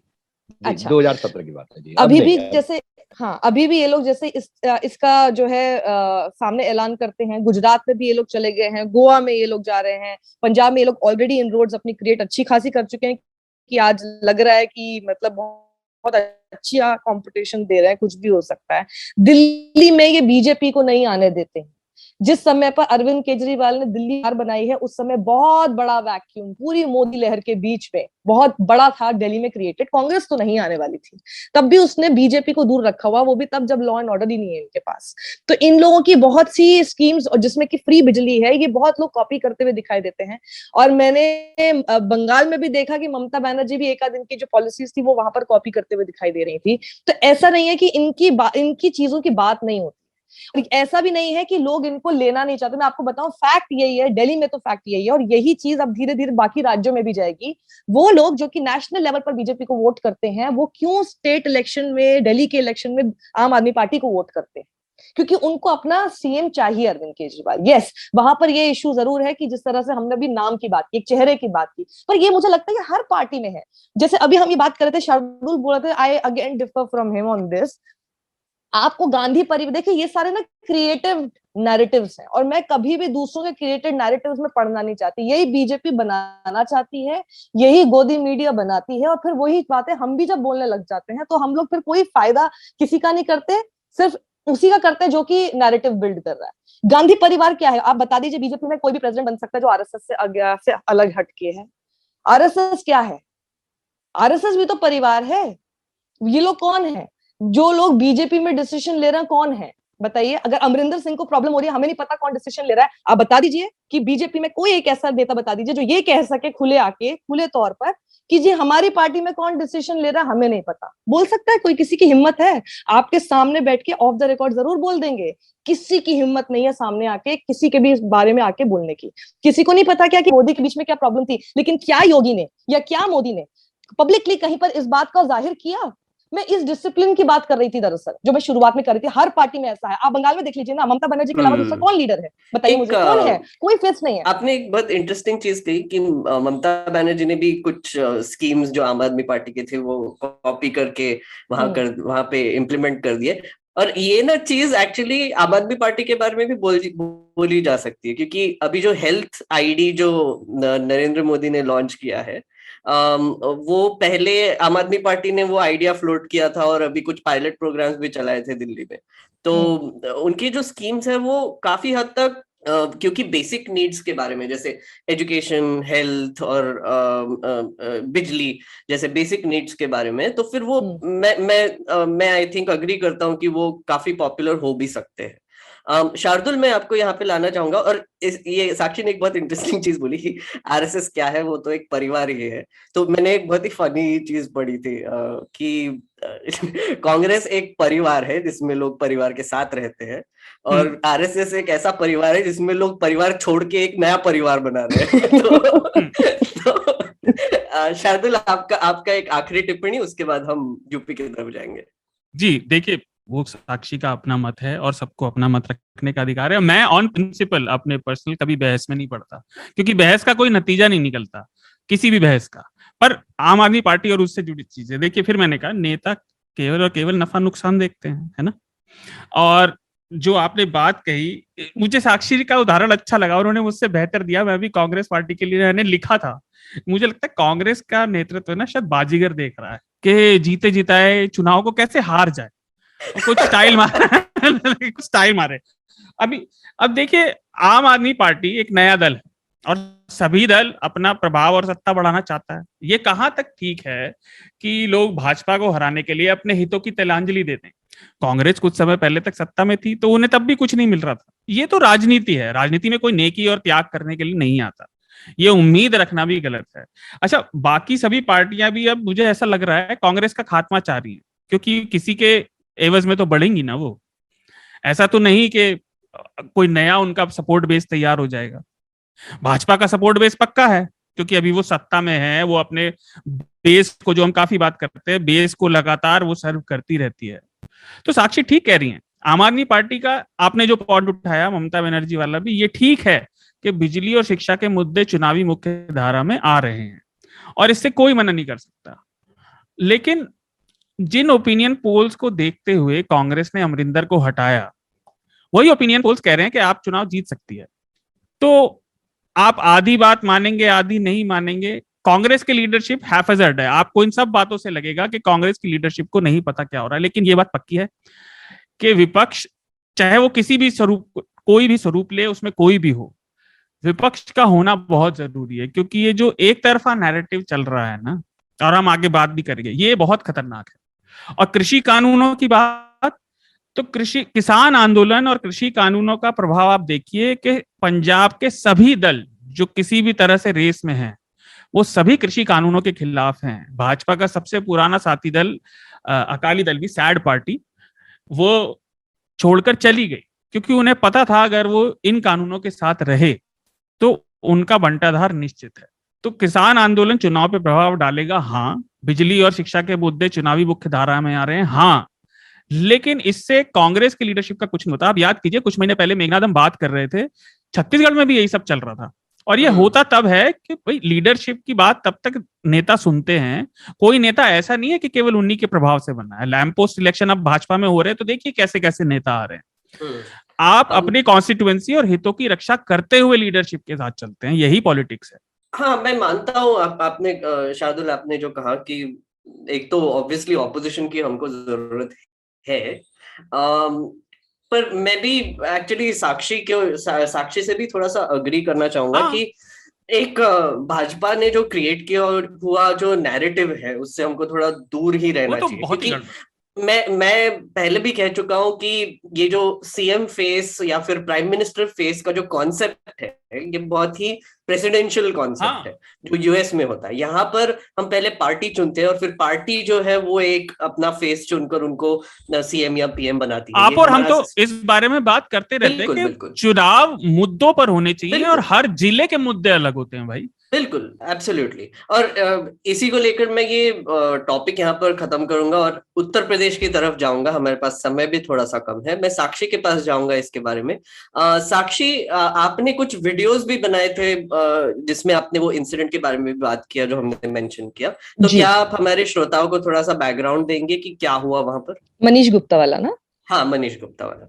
हाँ, बैकग्राउंड उसका यही है कि जो उनके साथ जो उनके फ्रेंड्स थे दो, और ये लोग वहां गए हुए थे गोरखपुर, वहां का जो कृष्णा पैलेस होटल है, रूम नंबर 512, उसमें ठहरे हुए थे। और अचानक से ये होता, अब जब इसको सिर्फ आप इस तरह से रिलेट कीजिए मेघनाथ, कि आप कहीं पे जाके ठहरे हुए हैं किसी होटल में, आप एक कमरे के अंदर हैं, और अचानक से रात को 12:30 बजे पुलिस आ जाती है चेकिंग के नाम पर कि जी हम यहाँ पे अपराधियों की चेकिंग कर रहे हैं। और उसके बाद आपको अचानक से, एक तो आपके कमरे में घुस जाती है, आप सो रहे हैं या जो भी कर रहे हैं, वो आपका कमरा है, उसके बाद आप घुस के उनको बोल रहे हैं कि जी आप अपना जो है आइडेंटिटी कार्ड दिखाइए, आधार दिखाइए। तो एक कोई भी शख्स के मुंह से पहली चीज क्या निकलेगी मेघना, कोई भी लॉजिकल बात करेगा, वो यही बोलेगा हाँ, मतलब क्यों दिखाओ, और या फिर आप ये बोलेंगे कि आपको यही चेक करना है, तो फिर नीचे रिसेप्शन पे तो दिया है हमने, देख लीजिए। जाहिर सी बात नहीं, just can not enter anybody's private space and room. आप पुलिस हैं तो आप कुछ भी करेंगे। तो वो वहां पे घुस गए, उन्होंने उस शख्स ने सीधे यही बोला, मनीष गुप्ता ने सीधे बोला कि जी आपने नीचे रिसेप्शन पे चेक कर लेते ना आप। इसी बात पे पुलिस वाले, जो उनका वर्जन है, जो उनके दोस्त थे, कि उन्होंने मारना पीटना शुरू कर दिया। पुलिस की तो यही होता है कि जी पुलिस से जबान लड़ा रहा है, पुलिस से बोलेगा ज्यादा तेरे पर जबान आ रही है, बड़ा हो गया तू, ऐसे करके उन्होंने मारना पीटना शुरू किया, और वो अपनी जो पिस्टल की बट तक से मार रहे थे। ऐसा कैसे हो सकता है, एक कमरे में 6 पुलिस वाले हैं और अचानक से एक आदमी इस तरह से गिर जाता है कि फिर उसकी थोड़ी देर बाद डेथ हो जाती है? ऐसा कैसे होता है? जो अच्छा भला अपने कमरे में सो रहा था, पहली बात है तुम उसके कमरे में क्यों गए?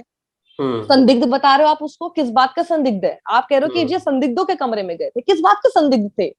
तीसरी चीज तो बाद में सामने आई है कि वो आदमी उनको ये बता रहा था कि मैं तो योगी का फैन हूँ, और मैं गोरखपुर में उनका जो विकास का काम देखने आया था। तो विकास का काम बहुत बढ़िया से पुलिस ने दिखा दिया उसको।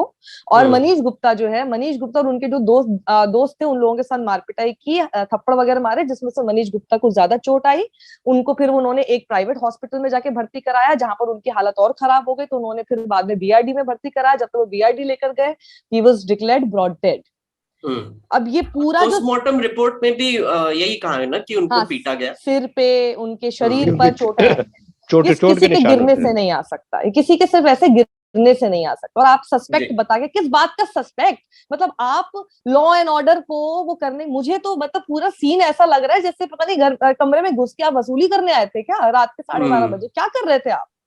नहीं, ये एक्चुअली साक्षी, ये बहुत ही इम्पोर्टेंट चीज है कि उसमें एक और चीज, पुलिस के दायरे की बात आ जाती है कि पुलिस का इन्वेस्टिगेशन का दायरा कितना होना चाहिए। यहाँ पे तो गुंडों की तरह बिहेव कर रहे हैं। और आई थिंक उनके 3 थे, तीन के नाम एफआईआर में अज्ञात के नाम से डले हुए। और ये भी बोला गया कि वो जो पुलिसमैन थे वो ड्रंक थे, मतलब दारू पीकर आए थे, उनके फ्रेंड्स ने ये एलिगेशन लगाया। एग्जैक्टली। और पुलिस ने उल्टा बोला कि ये लोग ड्रंक थे। नहीं, वो अपने कमरे में ड्रंक हो सकते हैं। पहली चीज ये है कि वो अपने कमरे में ड्रंक हो सकते हैं। वो अपने कमरे में, वो लोग कोई ड्यूटी नहीं कर रहे हैं, आप आ रहे हैं यूनिफॉर्म में और ये ड्यूटी पर है, आप ड्रंक नहीं हो सकते। उनकी वाइफ ने कहा कि हमने कहा था कि इनका आप अल्कोहल टेस्ट करा लीजिए, उन्होंने कहा नहीं अल्कोहल टेस्ट जैसा कुछ नहीं होता है, कुछ नहीं कराया। और आप फिर इन्वेस्टिगेशन अगर पुलिस ही कर रही है, 3 लोगों को आपने पहले ही भगा दिया, जिनमें से एक सिंह है। अब सब लोग सिंह सरनेम के ऊपर सवाल उठा रहे, क्योंकि वैसे योगी के ऊपर आरोप लगता है ठाकुरवाद के, जैसे वो अखिलेश यादव के ऊपर यादवों को ऊपर बढ़ाने का लगाता है। तो भैया ये सिंह जी कहाँ भाग गए? और 3 लोगों के नाम ऐसे हैं जो कि अज्ञात रखा हुआ है। अगर पुलिस वाले हैं आपके साथ है, वो अज्ञात कैसे हो सकते हैं? जरा बताइए। बिल्कुल। और साक्षी, सॉरी, मैं उमाकांत जी और शार्दुल को भी लाना चाहूंगा यहाँ पर। तो मुझे थोड़ा सा इस पर, एक जगह पे प्राइम मिनिस्टर और योगी आदित्यनाथ बोल रहे हैं कि Uttar Pradesh is a model for the world law and order में, या फिर हमारे यहाँ पे तो अब बहुत लॉ एंड ऑर्डर अच्छा हो गया। और दूसरी तरफ ये ऐसा इंसिडेंट हो जाता है जहां पर ये ये पुलिस गुंडों की तरह ही बिहेव करती है। मतलब एक हमको तो पता ही है, और मुझे ये रिपीट करना भी लगता है कि मतलब थोड़ा सा बासी हो गया है कि उत्तर प्रदेश की पुलिस एक गैंग की तरह बिहेव करती है, एनकाउंटर्स करती है, ये ऐसे घुस जाती है, कार्रवाई करने लगती है। और शार्दुल ने एक और हेडलाइन जो बताई कि 150 लोगों के खिलाफ उन्होंने एक एफआईआर भी दर्ज कर दी है, क्योंकि उन्होंने नाम योगी आदित्यनाथ का नाम पेंट कर दिया। तो एक और उमाकांत जी, सॉरी, एक बहुत ही मजेदार इंसिडेंट हुआ था कुछ साल पहले, मैं वो बताना चाहूंगा। पोटैटो फार्मर्स ने प्रोटेस्ट किया था, और उनका एक प्रोटेस्ट का ये मेथड था कि वो योगी आदित्यनाथ के सीएम के घर के सामने पोटैटोज डंप कर देंगे। और वो उनका एक प्रोटेस्ट फॉर्म था। तो उसके बाद योगी आदित्यनाथ ने ऑर्डर दिया कि 10,000 फोन्स को टैप करके ये लोगों को ढूंढा जाए और उनको पनिश किया जाए। तो मतलब रिसोर्सेस जो है वो स्टेट के, जो लॉ एंड ऑर्डर के, वो इस पर खर्च हो रहे हैं, और ऊपर से जो पुलिस है वो उसका बिहेवियर तो आपको दिख ही रहा है। उमाकांत जी, आपको इस पर क्या कहना है? जी, देखिए मैं आपको एक बता दूं कि आप थोड़ा सा इस पे इन्वेस्टिगेशन भी कर लीजिएगा। इलाहाबाद हाई कोर्ट था, आज से मैं उसमें कॉलेज में पढ़ता था, 30 साल पुरानी बात है, तो 30-35 साल हो गए होंगे इस बात को। तो एएन मुल्ला साहब एक हाई कोर्ट इलाहाबाद के जज थे, अरविंद नारायण मुल्ला, जो मुझे उनका पूरा नाम याद आ रहा है। तो उन्होंने एक जजमेंट में, इसी तरह की जजमेंट में लिखा था कि उत्तर प्रदेश की जो पुलिस है वो पुलिस नहीं, एक ऑर्गेनाइज्ड गैंग है गुंडों का। ये उन्होंने अपने जजमेंट में, ऑर्डर में लिखा था। और आज की सूरत में ये बदली नहीं है। गाजियाबाद से लेकर के, नोएडा से लेकर के, आप किसी भी डिस्ट्रिक्ट में चले जाइए, सबसे बड़ा करप्शन माफियाओं के साथ, स्मगलर के साथ, क्रिमिनल के साथ, और जो करप्ट ब्यूरोक्रेट के साथ जो सिंडिकेट है उत्तर प्रदेश में, ऐसा इसकी मिसाल मिलना बहुत मुश्किल है। टाइम्स ऑफ इंडिया के एक बहुत बड़े जर्नलिस्ट हैं, उनका एक प्लॉट कब्जा कर रखा है गाजियाबाद में। वहां एक कोई मंत्री है, मैं उनका नाम नहीं लूंगा, उनका कोई भतीजा प्रॉपर्टी डीलर है, उसने उनका प्लॉट किसी और को बेच दिया, वहां किसी फौजी का घर बन गया। उन्होंने 2 वहां FIR की, पुलिस भी केस रजिस्टर्ड किया। 2 जो इन्वेस्टिगेटिंग ऑफिसर थे वो 2-2 लाख रुपए खा गए उस जो पार्टी जिसने घर बना लिया वहां, प्रॉपर्टी डीलर से, जो मंत्री का रिश्तेदार है। और वो उन्होंने केस को, मेरे को इसलिए पता था कि मैं उस केस की इन्वेस्टिगेशन कर रहा था। तो हैरत अंगेज खबर है। मैं कहता हूं, आज भी कहता हूं कि उत्तर प्रदेश पुलिस गुंडों का संगठित गिरोह है। ये अखबार वाले कुछ जो सत्ता से इनकी नजदीकियां होती हैं, जो पुलिस आती है वो पुलिस बिहेव करती है पॉलिटिकल पार्टी का कार्यकर्ता बनने का। नेताजी, मंत्री जी ट्रेन से उतर रहे हैं, एयरपोर्ट से उतर रहे हो, ये जो एनसीआर की जो पुलिस है, जो गाजियाबाद और नोएडा की पुलिस है, इनका एक ही काम है कि ये जो दिल्ली में ये सारा इनका जो ऑपरेशन दिल्ली से होता है, मुख्यमंत्री दिल्ली आ रहे हैं तो 150 पुलिस वाले नोएडा और गाजियाबाद से एयरपोर्ट आ जाएंगे। उनको कौन सी सुरक्षा का खतरा है? ये हर राज्य में, ये नहीं कि योगी जी के राज्य में हो रहा है, ये मुलायम सिंह जी के राज में, अखिलेश के राज में 20-25 साल से, वीर बहादुर सिंह के राज में वो भी हमने देखा है, वीर बहादुर सिंह कर रहा।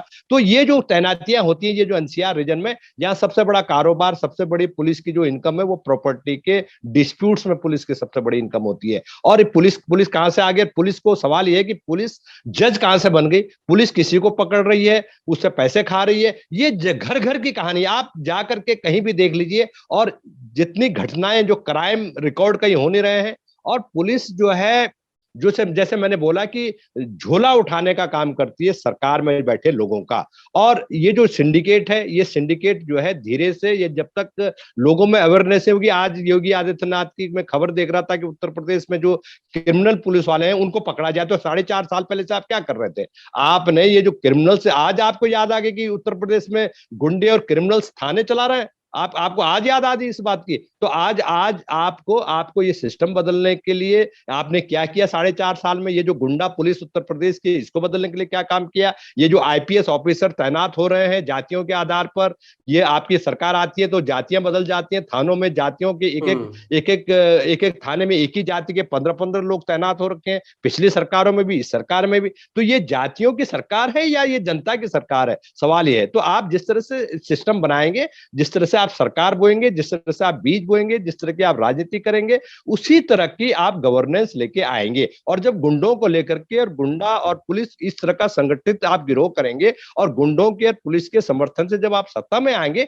तो निश्चित रूप से सत्ता में आकर के आप मेरा साक्षी का या शार्दुल या किसी आपका तो भला नहीं करेंगे ना। गुंडे अगर सत्ता में आएंगे तो सबसे बड़ी बात क्या हुई है, सबसे बड़ा इंटरेस्टिंग पॉइंट क्या हुआ?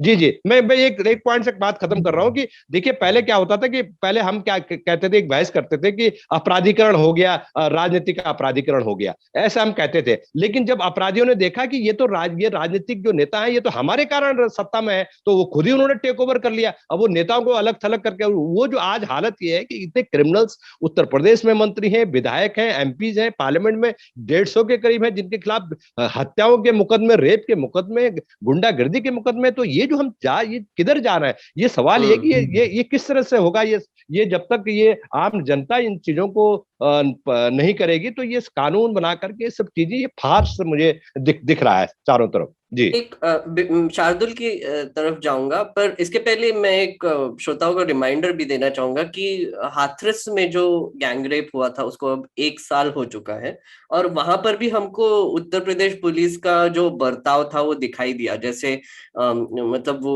जैसे इन्वेस्टिगेशन किया उन्होंने, जैसे वो ऑनर किलिंग का भी इन्वेस्टिगेशन करने लगे, और ऊपर से जो पीड़ित महिला थी उसका बॉडी भी जलाई गई मिडनाइट को, और बहुत बहुत उसमें वो इन्वेस्टिगेशन में बहुत प्रॉब्लम्स भी थे। तो जो उमाकांत जी ने कहा कि एक गिरोह की तरह काम करते हैं, वो आई थिंक काफी केसेस में अप्लाई हो सकता है। शार्दुल, आपकी आखिरी टिप्पणी इस पर? आखिरी तो पता नहीं, लेकिन है देखिए, ये मेघनाथ तो अच्छे से जानते हैं, ये पुलिस वाली बात मैं हमेशा देखता हूँ, और साक्षी ने इस घटना के बारे में काफी कुछ बताया, उमाकांत जी ने आपको जो परिवेश चल रहा है उसका बताया। इस घटना से जुड़ी कुछ और चीजें, क्राइम सीन बिल्कुल साफ कर दिया गया, बिल्कुल सफाई हो गई थी उसकी अगले दिन सुबह तक। फिर उसके बाद बयान आ रहे थे पुलिस के आला अधिकारियों के कि पलंग से गिरकर मौत हुई या भगदड़ की वजह से मौत हुई, है ना। और ये मतलब ये कौन सा प्रोसीजर है? एक क्राइम सीन में बहुत से इंटेंजिबल्स हैं, इंटेंजिबल यानी अमूर्त, जो आंखों से देखकर नहीं पहचाने जा सकते, वहां के हालात से महसूस किए जा सकते हैं। ये महत्वपूर्ण होता है, उसकी सफाई कर दी गई। हाथरस का एग्जाम्पल आपको अभी मेघनाथ ने दिया कि वो परिवार अभी भी कैद है। इन एक के बाद एक हुई प्रशासन की ना आपराधिक चूकों के लिए कौन जिम्मेदार है, किसकी जवाबदेही तय होगी, सारी बात घूमकर यहाँ आती है। एक मिनट के लिए आप देखिए, मैं आपके सामने प्रेजेंट कर रहा हूं, अगर हो सके तो सोच कर देखिएगा। हम इस देश में अलग अलग हिस्सों में रहते हैं, जो भी सुन रहा होगा या यहाँ पर जो लोग हैं, और अलग अलग आर्थिक और सामाजिक स्तर के लोगों को जानते ही होंगे। आप अपने आप सोच कर देखिए कि कोई इंसान किस हद तक क्रूर, अहंकारी और राक्षसी हो सकता है कि उसने जरा सी बात पर सामने वाले को इतना मारा कि वो मर गया। हम बहुत तरह के काम करते हैं हम सब, और उन्हें करने से पहले सोचते हैं। आप कल्पना कीजिए इन इंसानों का दिमाग किस हद तक इन चीजों से भरा हुआ है कि उन्हें रत्ती भर भी डर नहीं लगा, संकोच नहीं हुआ, जरा सी दया नहीं आई उसके ऊपर, है ना। और उसके बाद जिलाधिकारी और एसएसपी कैमरे के मामला मत करवाइए, आपको पता नहीं है क्या क्या होता है, सुलह कर लीजिए। मेरी नजर में इसके लिए कोई और परिभाषा नहीं है बजाय इसके कि यह सत्ता के मद में चूर होना है, और आप अपने साथ के नागरिकों को ही चींटी की तरह देखते हैं। हमने असम की बात की थी अभी, असम में भी यही है। तो हवा में एक मतलब विश्वमन मेरे दिमाग में शब्द आ रहा है, जहर घुला हुआ है।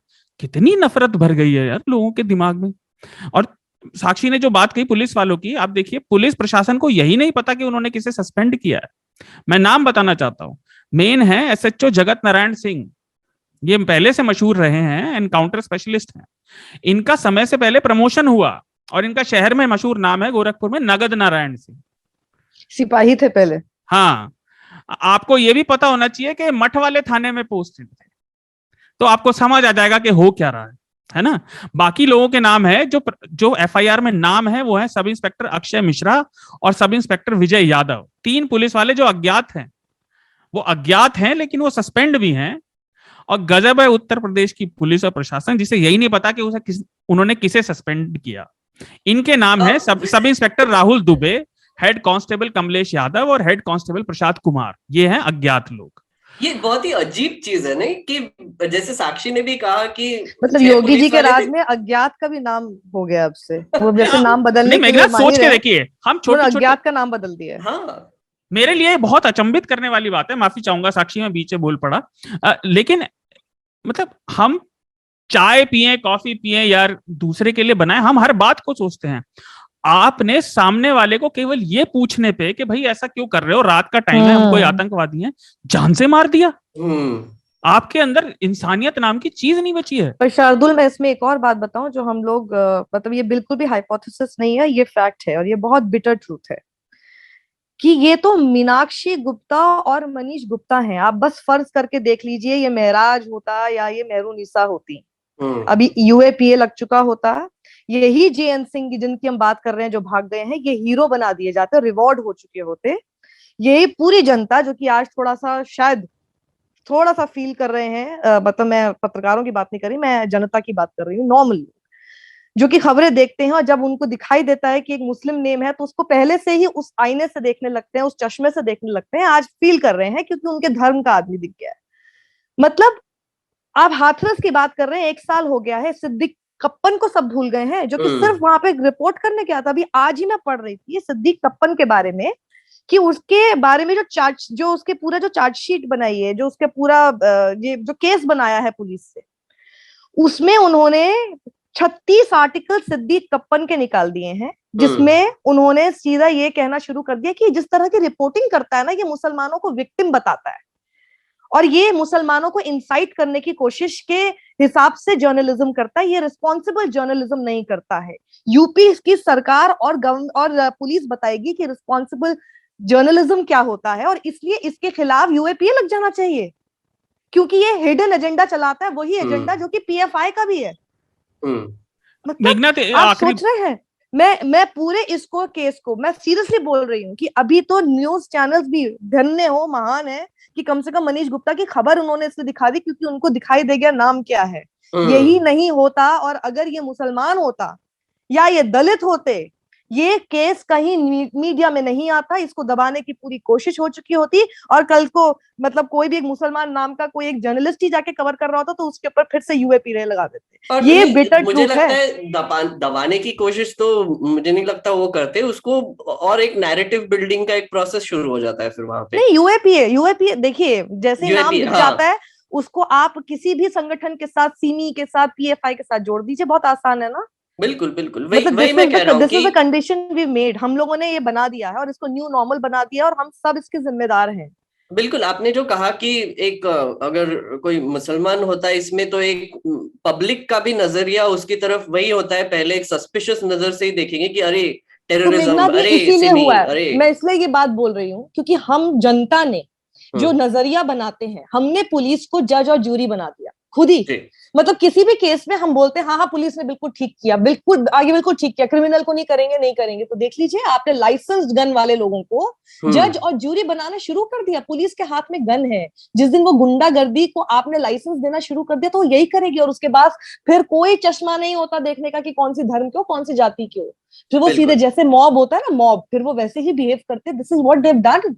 उनको कोई फर्क नहीं पड़ा, आप अपना मोबाइल दिखाते रह जाइए कि भैया मैं तो भक्त हूँ या फिर मैं तो फलाना आइडियोलॉजी का हूँ, कोई फर्क नहीं पड़ता उससे। सॉरी एक बात मैं पॉइंट बोलना चाहूंगा कि बिल्कुल देखिए, स्टेट अगर गुंडागर्दी कर रहा है, स्टेट टेररिज्म कर रहा है, वो ऐसे जर्नलिस्ट को जो ये जो घटना हाथरस वाली घटना है, वो जर्नलिस्ट है और उस जर्नलिस्ट को आज 1 साल हो गया, उसकी माँ इस बीच मर गई और उसको भी तब भी उसको नहीं दिया गया, उसको छोड़ा नहीं गया। और ये बताइए कि हमारी जो जुडिशरी है, वो जुडिशरी में उस आदमी को न्याय नहीं गया, वो सुप्रीम कोर्ट तक वो आदमी चला गया, वो हाई कोर्ट के दरवाजे में दर दर भटका महीनों तक उसके लोग। ये बताइए कि ये हो क्या रहा है। और हमारे सिस्टम में क्या जुडिशरी, जो स्टेट टेररिज्म है, स्टेट जुडिशरी और जो इंडिपेंडेंस है मीडिया की, और जो वाहियात बातें उसको एक रिलीजन विशेष का टारगेट करके उसको बदनाम करने के लिए कोई कसर नहीं छोड़ी गई, और गुंडागर्दी की जो पराकाष्ठा जिसको कहते हैं वो की गई। और मुझे लगता है कि ये जुडिशरी किस तरह से मूक दर्शक होकर के चीजें देख रही है,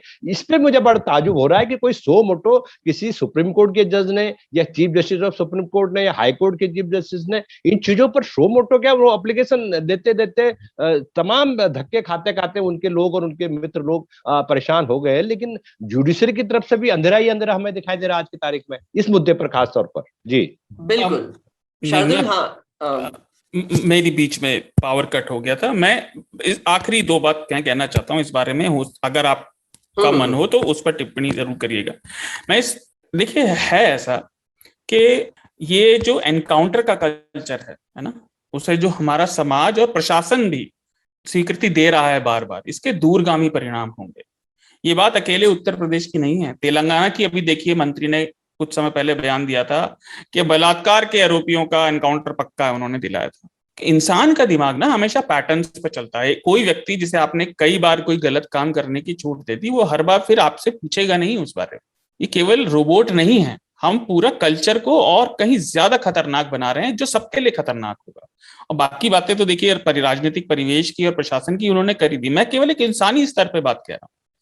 कि एनकाउंटर का कल्चर जिसे पब्लिक भी स्वीकृति देती है कि इसे मार दो, इसे मत, कानून से या तो सब चलेंगे या वो किसी के लिए नहीं रहेगा अंत तक। अभी या शायद आप अपनी जगह की वजह से, जान पहचान या पैसे की वजह से बच जाएं, लेकिन आप हमेशा बचे नहीं रह सकते क्योंकि कोई कानून पे चल नहीं रहा। शार्दुल, आपने बिल्कुल सही कहा, पर मैं एक थोड़ा सा डिफर करना चाहूंगा कि आपने कहा कि अगर कानून एक के लिए नहीं होगा तो किसी के लिए नहीं होगा। आपने क्या कहा है, वो लाइन क्या थी आपने जो बोली? मेरा कहने का मतलब है कि अगर आज किसी के लिए कानून, उसका दूसरे तरीके से कह सकते हैं, अगर आज किसी के लिए कानून नहीं है लेकिन वो आप पे फर्क नहीं डाल रहा, वो कल आपके पास भी आ जाएगा।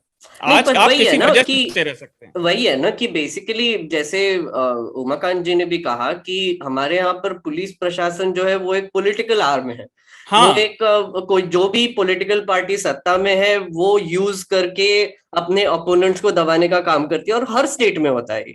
तो हाँ। पुलिस रिफॉर्म्स की तो बात आती है कि एग्जैक्टली ये कब खत्म होगा और हमारी पुलिस हमारी रक्षा कब करेगी। और एक बहुत ही इंटरेस्टिंग एक रिसर्च पेपर है, मैं नाम भूल गया उसका, पर ये बताता है कि एसेंशियली अगर आप एक पुलिस ऑफिसर को रास्ते पे देखते हो, राइट, और कोई आपके साथ कोई घटना हुई या फिर ये हुई, तो आपके दिमाग में ये होना चाहिए कि अरे मैं ये आदमी के पास जाऊंगा तो मेरा प्रॉब्लम सॉल्व होगा। हमारे यहाँ पे इंडिया में एक्चुअली होता क्या है कि कोई भी अगर क्राइम की घटना दिखी और पुलिस वाला दिख गया तो लोग भागने लगते हैं दूसरी तरफ।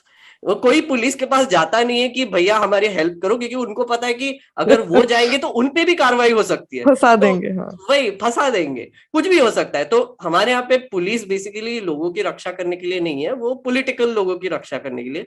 तो मैं एक्चुअली यहाँ पर हमारी चर्चा को खत्म करना चाहूंगा, हमारा समय भी खत्म हो गया है, तो मैं रिकमेंडेशंस की तरफ बढ़ता हूँ। शार्दुल, आप पहले रिकमेंडेशंस देना चाहेंगे?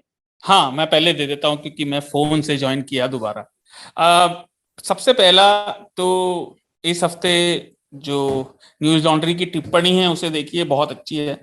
जो विदेश विजिट पर प्रधानमंत्री की सब ड्रामा हुआ मीडिया में, उसकी क्या हालत है देखिए, और बेहतरीन, मुझे बहुत अच्छी लगी। दूसरा, मैंने एक डॉक्यू सीरीज देखी नेटफ्लिक्स पर। हेलो, आवाज आ रही है? हाँ हाँ हाँ। जो काफी पहले आ गई थी लेकिन मेरी नजर में अभी आई, I'll Be Gone in the Dark। America में एक बहुत प्रोलिफिक सीरियल रेपिस्ट और किलर को पकड़ा गया था, उसको अभी हाल ही में कुछ साल पहले सजा हुई थी। तो कैसे उसका प्रोग्रेशन हुआ, इन्वेस्टिगेशन चला, इनफैक्ट एक जर्नलिस्ट ने उसे परसू किया। ये हॉटस्टार पे, आई थिंक मैंने हॉटस्टार पे देखा इसको, HBO की डॉक्यूमेंट्री है, राइट? हाँ, आई थिंक सो। हाँ हाँ हाँ हाँ, बहुत बहुत बढ़िया डॉक्यूमेंट्री है। बोलो।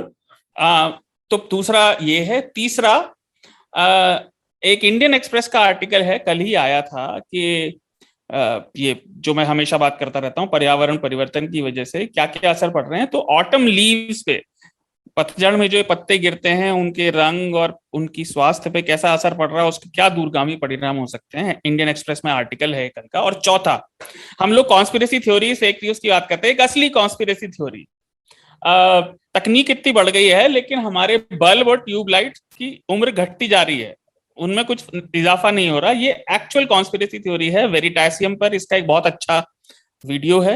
वेरिटासियम एक साइंस चैनल है, उसे देखिए और समझिए कि आपके पास तकनीक से जितने अच्छे बल्ब हो सकते हैं वो क्यों नहीं आते, और कॉर्पोरेट वर्ल्ड कैसे काम करती है अपने हितों के लिए, आपके लिए नहीं। बिल्कुल। साक्षी, आप क्या रिकमेंडेशन देना चाहेंगी, कुछ प्रमोट करना चाहेंगे? हाँ, एक तो मैं जरूर 1232 किलोमीटर्स को करना चाहूंगी। उसकी हिंदी में भी बुक आ गई है, इंग्लिश में पहले आ चुकी है, हापर कॉलिंस की इंग्लिश में, हिंदी में राजकमल प्रकाशन की। और इसके बारे में थोड़ा सा बताइए ना हमको। हाँ, मैं बताती हूँ। और डिज्नी हॉटस्टार VIP पर इसकी डॉक्यूमेंट्री आप देख भी सकते हैं। बेसिकली ये पिछले साल जो लॉकडाउन के समय जितने माइग्रेंट लेबरर्स पैदल चल रहे थे, तो हम लोगों ने तो सिर्फ छोटी छोटी तस्वीरें जो न्यूज चैनल्स पर दिख रही थी, 5-10 मिनट की फुटेज, किसी किसी की हमने जो बाइट्स हैं वो सब सुने थे। ये पूरी डॉक्यूमेंट्री है जो कि गाजियाबाद से 7 माइग्रेंट लेबरर्स साइकिल पर बिहार के सहरसा तक जाते हैं। The total distance is 1232 kilometres. ये उन लोगों की पूरी जर्नी है 9 दिन की, और उनकी जर्नी में क्या क्या दिक्कतें हुई उस समय पे अब आप याद करके देखिए कि सब कुछ बंद था और पुलिस कहीं पर भी मिलती थी तो पिटाई कर देती थी।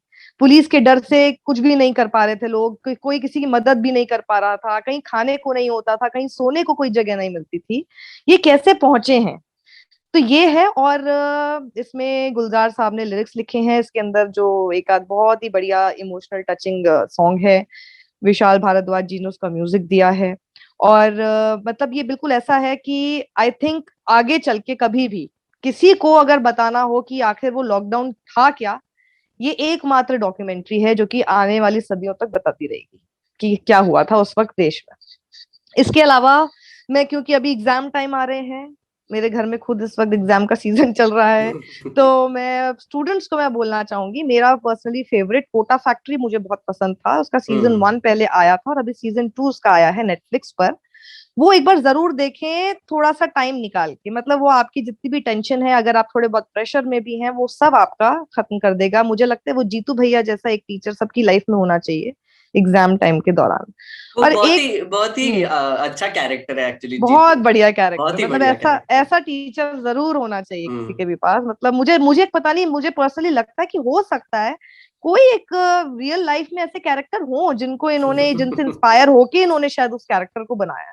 बहुत ही बढ़िया है कोटा फैक्ट्री। एंड उसकी खासियत ये भी है कि Kota factory was the first OTT मतलब सीरीज आप कह सकते हैं जो कि ब्लैक एंड व्हाइट थी। तो ये पूरी ब्लैक एंड व्हाइट है, तो इसको जरूर देखा जाए। और एक बस थोड़ी पुरानी है, आई थिंक अमेज़न पे है, मैंने देखी थी, तो मैं हमेशा सबको रेकमेंड करती हूँ, हिटलर्स प्रोपेगेंडा मशीन जरूर देखिए। बहुत सी चीजें आपको आज होते हुए लगेंगी कि ये तो, अरे ये तो उस समय भी हुआ था, तो आप समझ जाएंगे कि प्रोपेगेंडा क्या होता है और किस तरह से वो मशीनरी बिल्ड की जाती है। बिल्कुल। उमाकांत जी, आपके रिकमेंडेशंस? जी, मेरे बहुत ज्यादा तो मेरे दिमाग में नहीं थी, लेकिन हमारे प्रेस क्लब में 16 तारीख सितंबर को हम लोगों ने प्रेस क्लब इंडिया में एक प्रोग्राम किया, और उस प्रोग्राम में बड़ा अद्भुत, वो पहला अपनी तरह का, वो प्रेस क्लब इंडिया में पहली तरह का प्रोग्राम था। मतलब मैं कहूँगा दूसरी बार हुआ ये, सॉरी 2007 में हुआ था, लेकिन वो आधा अधूरा प्रोग्राम था।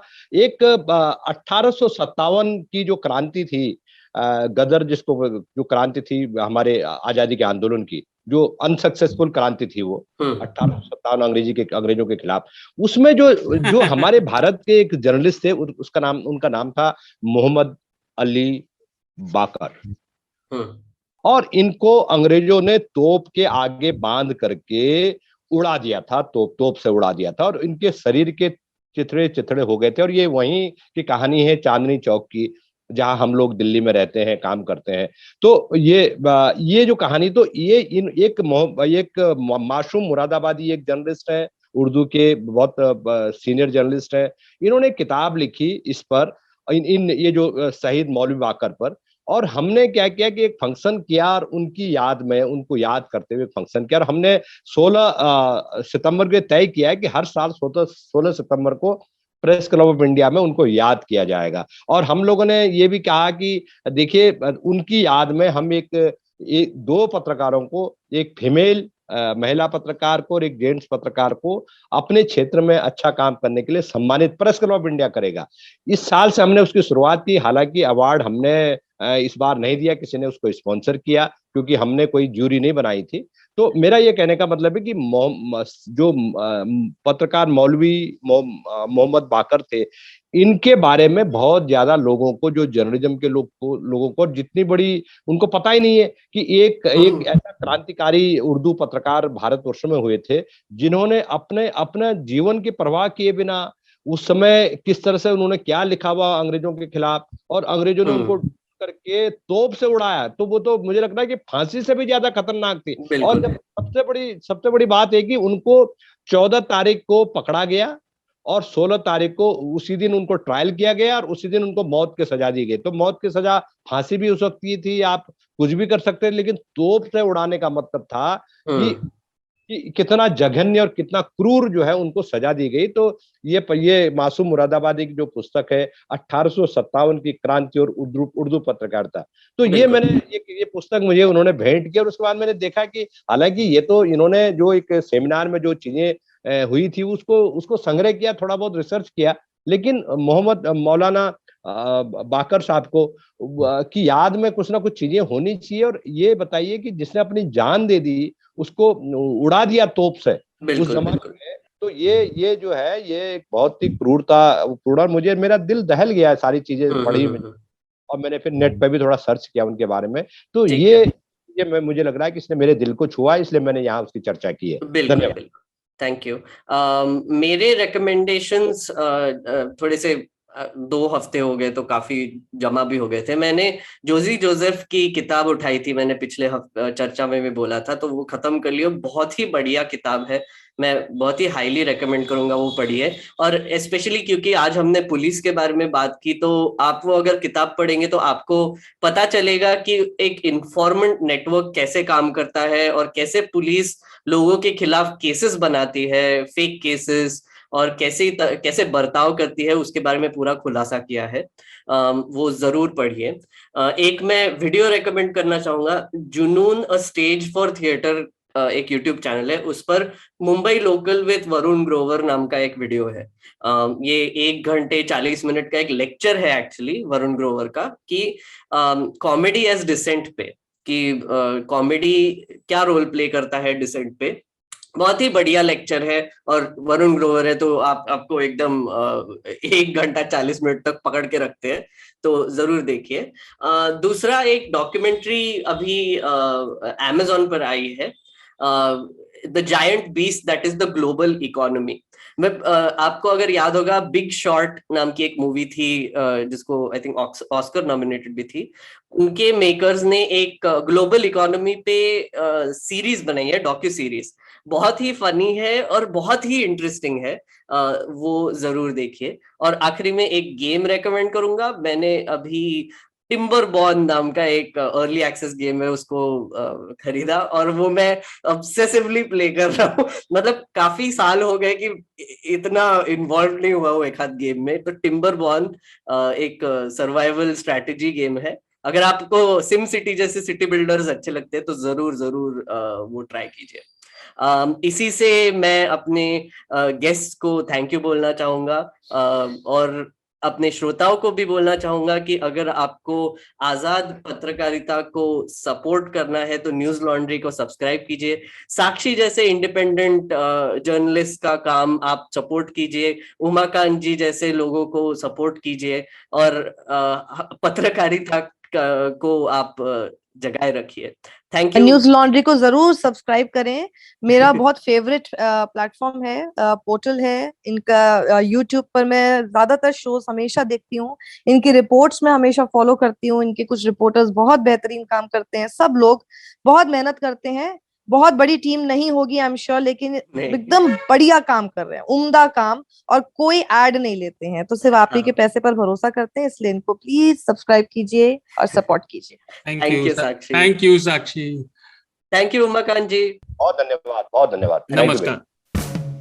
न्यूज लॉन्ड्री के सभी पॉडकास्ट टिचर, iTunes और दूसरे पॉडकास्ट प्लेटफॉर्म पे उपलब्ध हैं। खबरों को विज्ञापन के दबाव से आजाद रखें, न्यूज लॉन्ड्री को सब्सक्राइब करें।